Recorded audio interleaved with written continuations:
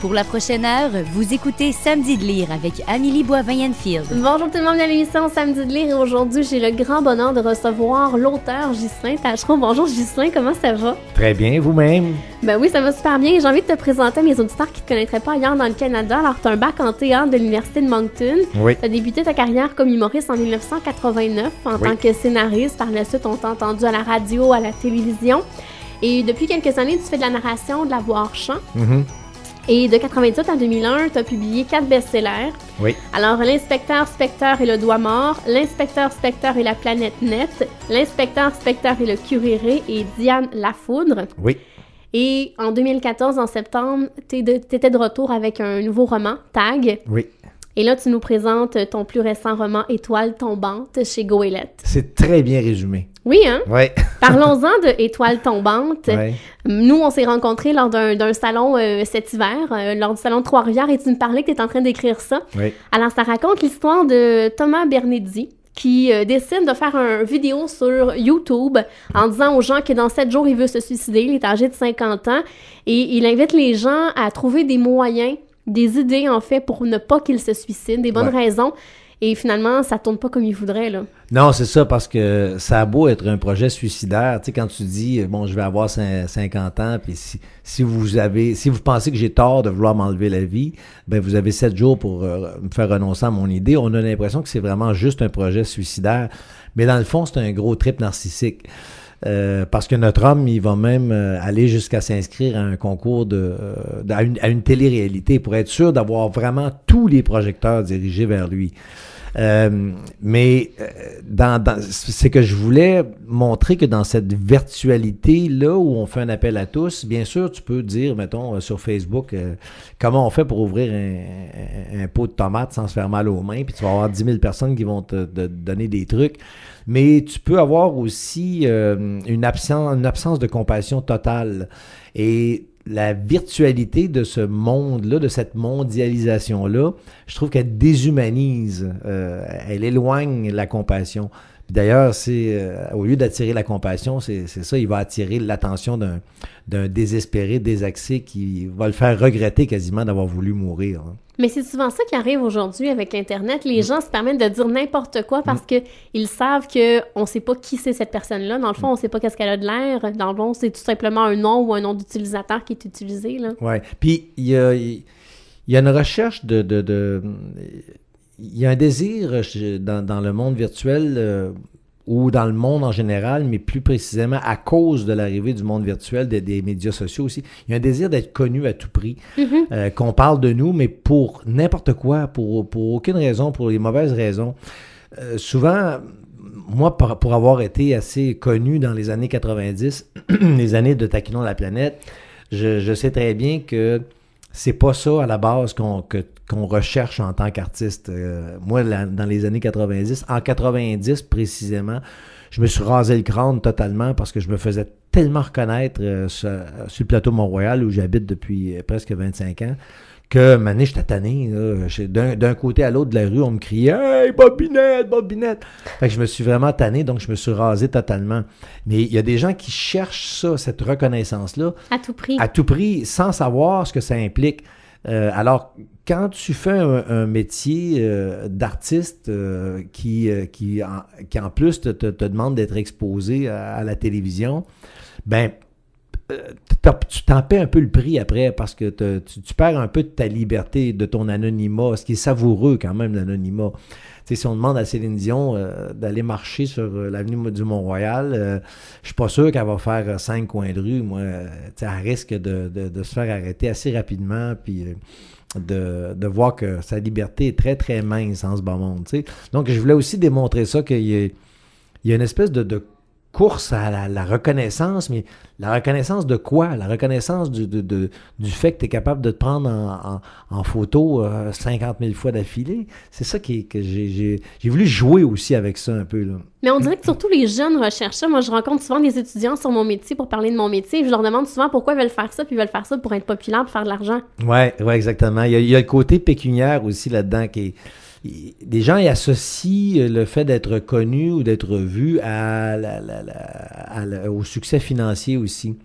Puis cette reconnaissance-là est très insipide. Puis c'est la raison pour laquelle j'ai impliqué la télé-réalité là-dedans à l'intérieur du roman, parce que je me disais le désir, le délire narcissique excessif du personnage principal quand il s'inscrit en plus à une télé-réalité qui est basée sur l'espionnage, ça me permettait de montrer aussi que on est réellement dans un monde exhibitionniste et voyeuriste, extrémiste, et extrémiste à beaucoup de niveaux.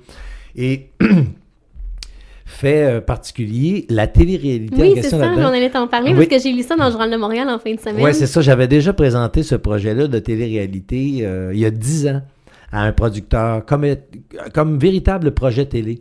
Parce que je me disais, je suis sûr que les gens sont assez exhibitionnistes et assez voyeurs pour que cette émission-là ait un succès à peu près mondial, tu sais. Puis je me disais, en produisant une telle émission, je me serais permis d'aller tâter le pouls jusqu'où, aller voir jusqu'où l'humain était prêt à s'abaisser pour, en s'exhibant, puis en devenant super voyeur par le biais d'une émission comme ça. Puis je parlais avec Patrick de Sénécal de ce fait-là, puis je disais, ça m'aurait permis de critiquer la chose, mais il dit, tu vas bien mieux le critiquer à travers ton livre qu'en produisant l'émission, parce que si dans un roman, tu inventes quelque chose comme la voix, ben tu peux le critiquer, mais à la télé, il n'y a personne qui critique la voix, ou très peu de gens. Là, les gens vont aimer, ils vont regarder la voix, mais je pense que malheureusement, si l'émission avait vu le jour, les gens auraient trippé comme des cochons. C'est sûr! Je pense pas qu'il y aurait dénoncé le voyeurisme ou l'exhibitionnisme derrière ça. Non, je pense pas, parce que les télé-réalités, ça connaît encore un immense succès. Oui. Parlons-en de cette télé-réalité-là. Espions, en fait, ce sont 6 personnes qui sont choisies pour être des espions, et les 6 personnes qui se font espionner le savent. Ils ont signé un contrat, et ça. On leur a remis 5 000 $ pour se faire espionner. C'est ça. Donc, c'est 5 personnes. Ah, c'est 5? Oui, c'est ça. Excuse-moi. Non, c'est pas grave. C'est, mettons, je rencontre quelqu'un sur la rue, puis je dis, bon, monsieur, madame, je vous donne 5 000 $, et en échange de ça, vous signez un contrat qui stipule que vous risquez d'être filmé à votre insu dans les 5 ou 6 mois qui s'en viennent. Alors, c'est un peu comme ceux qui ont connu la course Destination Monde. Il y avait 5 reporters qui partaient à travers la planète, puis mettons, moi, je me retrouvais au Congo, je filmais, je faisais un petit documentaire, un mini-film sur un fait un truc particulier que j'avais découvert au Congo. Mais là, dans Espion, dans la télé-réalité Espion, c'est plutôt une cible qui m'est assignée. Par exemple, si je suis un espion qui a été accepté comme espion en herbe à l'émission, il y a une cible qui m'a été assignée. On m'a dit, toi, tu vas filer cette personne-là, tu vas espionner cette personne-là. Et cette personne-là étant celle qui a eu 5 000 $ puis qui a signé un contrat pour accepter cet état de fait. Donc, cette personne-là, tu l'espionnes, puis à chaque semaine, tu dois faire un reportage sur cette personne-là pour dire qu'est-ce qu'elle fait dans la vie. Il faut que tu découvres le plus de choses possibles concernant cette personne-là. Et petit à petit, dans le roman, on découvre de plus en plus de choses, mais on découvre qu'il y a des gens qui ont des vies plates et ordinaires, mais puisqu'ils sont des cibles dans l'émission Espion, il y en a qui vont essayer comment dire... d'embellir un peu. Puis de gonfler leur existence un peu pour magnifier leur reportage, pour mettre un peu plus de viande à leur reportage. Donc, t'as des exhibitionnistes qui veulent être vus, plus que vus, puis t'as des voyeurs qui veulent voir davantage, puis donc qui mettent du crémage sur ce qu'ils veulent, sur ce qu'ils présentent à la télévision. Et dans ce cas-ci, on a Ludovic, qui est justement l'espion de Thomas Bernedy. Oui, exactement. Puis Thomas Bernedy étant le suicidaire qui fait son annonce sur Internet, on se demande d'où il diffuse, de quel endroit il publie ses vidéos, parce qu'il procède avec un navigateur anonyme, donc il est difficile de repérer de quel endroit il envoie ses vidéos.